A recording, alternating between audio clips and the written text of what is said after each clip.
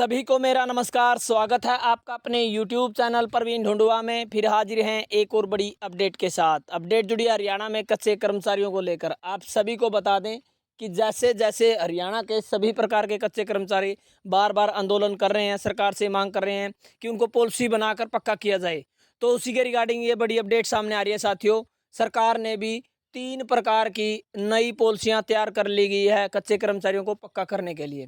Final decision Haryana सरकार में जो मंत्री हैं उन्हें करना है, उन्हें मोहर लगानी है।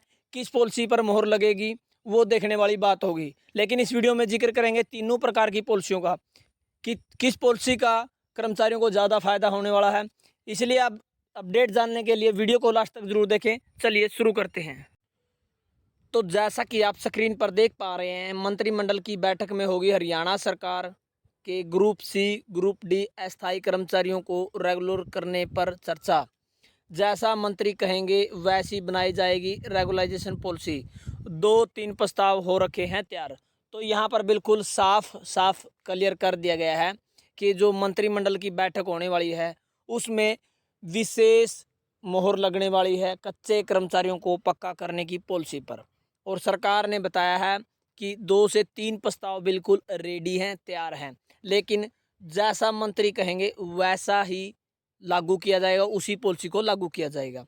मुख्यमंत्री नायब सिंह सैनी की अध्यक्षता में आगामी 5 अगस्त को होने वाली मंत्रिमंडल की बैठक में हरियाणा सरकार के ग्रुप सी ग्रुप डी के अस्थायी कर्मचारियों को रेगुलर करने पर चर्चा होगी।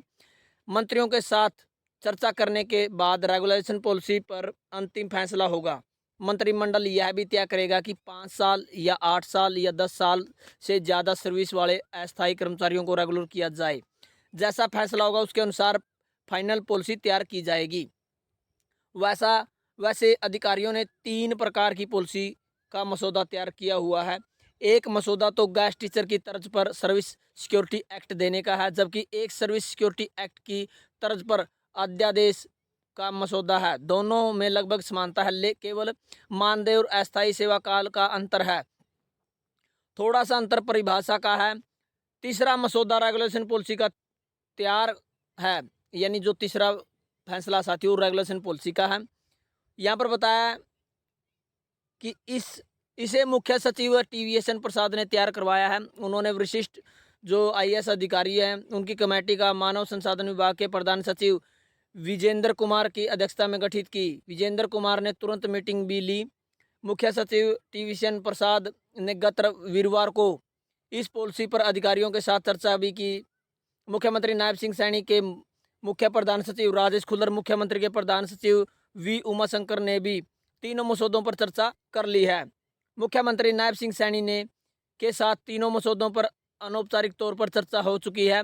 उसके बाद तय हुआ है कि मंत्रिमंडल की बैठक में विधिवत तौर पर एजेंडा न ले जाया जाए।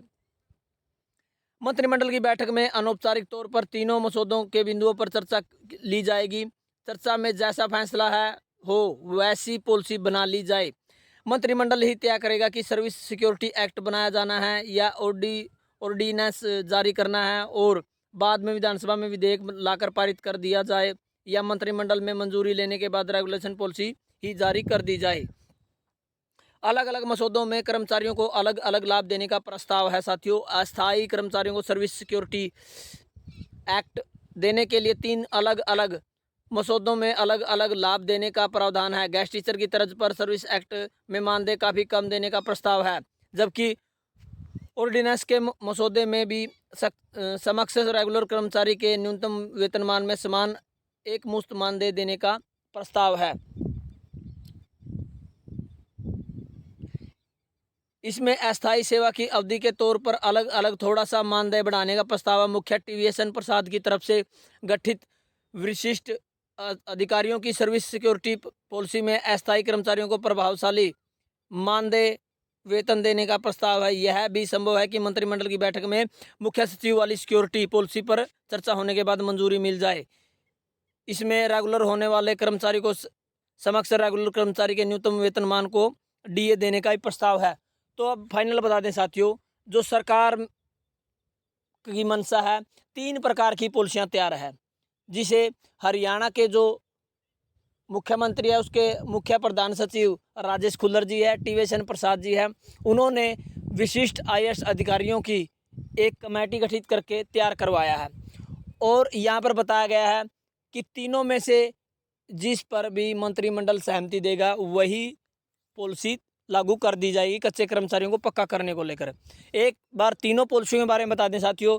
एक तो है जिस प्रकार से गेस्ट टीचर को एक्ट बनाकर जॉब सिक्योरिटी दी गई है, इस प्रकार की जो पॉलिसी है वो लागू कर दी जाए। लेकिन इसमें बताया गया है कि जो वेतनमान है काफ़ी कम रहता है और वेतनमान बढ़ने के भी कम चांस रहते हैं। और दूसरा है साथियों, मसौदा तैयार किया सरकार ने कि एक अध्यादेश जारी किया जाए, एक्ट बनाकर विधानसभा में पारित कर दिया जाए, जिसमें फ़ायदा ये होगा कि जो उन्हीं के साथ साथ रेगुलर कर्मचारी है वेतनमान उनके समक्ष मिलेगा। और टीए का भी यहाँ पर प्रावधान दिया गया है, यानी हर 6ठे महीने डीए कर्मचारियों को दे दिया जाएगा। उसके अलावा जो तीसरी पॉलिसी है वो ये है कि जिस प्रकार से 2014 में या उससे पहले भी रेगुलेशन पॉलिसी लाई गई थी सरकार द्वारा और कच्चे कर्मचारियों को पक्का कर दिया गया था। तो इस प्रकार से तीनों प्रकार की पॉलिसियां तैयार है, प्रस्ताव तैयार है, लेकिन फाइनल डिसीजन मंत्रिमंडल की बैठक में होने वाला है। विशेष चर्चा होगी, जिस भी पॉलिसी पर ज़्यादा से ज़्यादा संख्या में जो मंत्रिमंडल है वो सहमति देंगे उसी पॉलिसी को लागू कर दिया जाएगा। और यहाँ पर बताया गया है कि मंत्रिमंडल में ही तय होगा कि 5 साल वाले कर्मचारी लिए जाएंगे, 8 साल वाले या 10 साल वाले। तो आप अपनी मांगों को पुरजोर तरीके से उठाते रहें साथियों।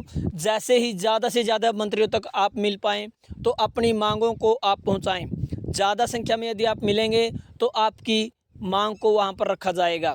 और यहाँ पर किसी भी प्रकार के कच्चे कर्मचारी का जिक्र नहीं हुआ, चाहे वो हार्टोन हो, पार्ट 1 हो, पार्ट 2 हो या एचकेआरएन हो। तो यहाँ पर सभी कर्मचारियों को इसमें ऐड किया जाएगा, ऐसा प्रस्ताव में लिखा गया है।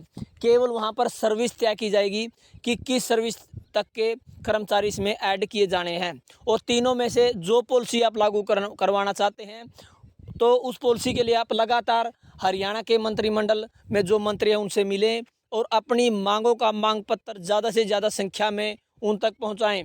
और कोशिश ये करें कि जिस प्रकार से पॉलिसी 2014 में लागू हुई थी या 2006 में आई थी, 2003 में आई थी, पक्का करने की पॉलिसी आपको लागू करवानी है। किसी भी प्रकार की जो जॉब सिक्योरिटी है या एक्ट है वो आपको बिल्कुल भी अपनी मांग में नहीं रखना है, क्योंकि यदि आप रेगुलर होंगे तभी आपको जो पक्के कर्मचारियों को बेनिफिट मिलते हैं वही मिल पाएंगे। तो आपको अब बिल्कुल एक ही काम करना है, इकट्ठे हों और अपनी मांगों को सरकार के मंत्रियों तक पहुंचा दें। आपका जो मांग पत्र है उसमें साफ साफ लिखें कि कम से कम सर्विस वाले कर्मचारियों को पक्का किया जाए, 3 साल वालों को, 5 साल वालों को, यहाँ तक आपकी मांग रहनी चाहिए। उसके अलावा ये भी मांग कर सकते हैं कि जिस कर्मचारी को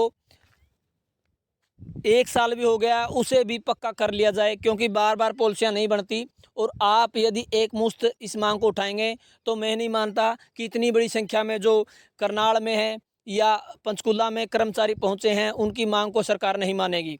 तो आप अपनी मांगों को इसी प्रकार से रखते रहें और हरियाणा सरकार के मंत्रियों तक अपनी मांग पहुंचाएं। तो इसी प्रकार से आपको नई पॉलिसी देखने को मिल सकती है 5 अगस्त की कैबिनेट बैठक में। तो वीडियो कैसी लगी साथियों कमेंट में ज़रूर बताएं। हमसे लगातार जुड़े रहने के लिए हमसे आप चैनल को सब्सक्राइब कर लें। हमारा व्हाट्सएप पर भी चैनल बना हुआ है, उसे ज्वाइन कर सकते हैं, वीडियो के डिस्क्रिप्शन में उसका लिंक मिल जाएगा। टेलीग्राम पर भी हम जो लेटर आते हैं या अपडेट आते हैं उसे डालते हैं, तो हमारा जो टेलीग्राम का ग्रुप है उसे भी आप ज्वाइन कर सकते हैं वीडियो के डिस्क्रिप्शन में लिंक पर क्लिक कर। तो धन्यवाद वीडियो देखने के लिए, आपका दिन शुभ हो।